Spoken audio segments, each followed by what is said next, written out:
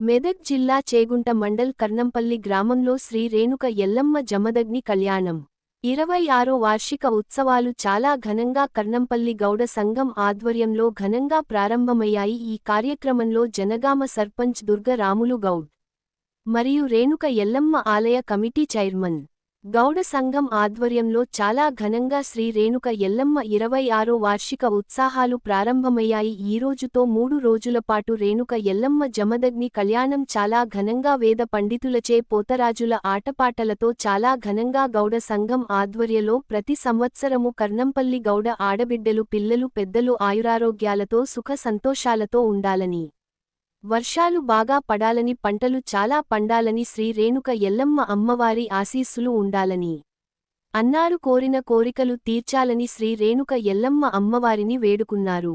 అమ్మవారిని దర్శించుకోవడానికి చుట్టుపక్క గ్రామాల నుంచి తరలివస్తున్న ఆధ్యాత్మికంగా భక్తులు ప్రతి సంవత్సరము ఇదేవిధంగా అంగరంగ వైభవంగా ఆటపాటలతో కర్నంపల్లి జాతర జరగాలని గ్రామ సర్పంచ్ జనగామ రాములు గౌడ్ అన్నారు. మెదక్ డిస్టిక్ చేగుంట మండలం కర్నాల్పల్లి గ్రామం శ్రీ రేణుక ఎల్లమ్మ స్వయంగా వెలిసింది అమ్మవారు. ఈ అమ్మవారి యొక్క అద్భుతాలు చాలా ఉన్నాయి. ఈ అమ్మవారు వెలిసి 50 సంవత్సరాలు గడుస్తుంది. ప్రతి ఏటా మాఘమాస సందర్భంగా అమ్మవారికి కళ్యాణం జరపబడును. ఈ అమ్మవారి యొక్క అద్భుతాలు చాలా ఉన్నాయి. అమ్మవారు కోరిన కోరికలు తీర్చే తల్లి. ఈమె యొక్క శక్తి స్వరూపిణి రేణుక ఎల్లమ్మ. ఈమె కోరిన కోరికలు తీర్చే తల్లి. అమ్మవారికి సంతానం లేని వారికి సంతానం ఇచ్చే అమ్మవారు. కళ్యాణం గారి వారికి కళ్యాణం చేసే అమ్మవారు. ఈమె యొక్క మహిమలు చాలా ఉన్నాయి కాబట్టి రోజు భక్తులు అధిక సంఖ్యలో పాల్గొని అమ్మవారిని దర్శించుకుంటారు. ఆదివారం నాడు అమ్మవారికి అభిషేకము, ఆకుల పూజ, అన్న పూజ మరియు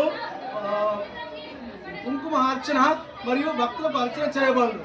మంగళవారం నాడు అమ్మవారి యొక్క నిజ స్వరూపము ఏర్పడును.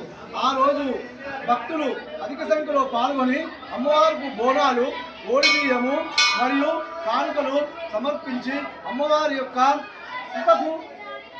కృపకు పాత్రలు కాగలరు. దేవాలయంకు భక్తులు భారీ సంఖ్యలో తరలి వస్తూ ఉంటారు.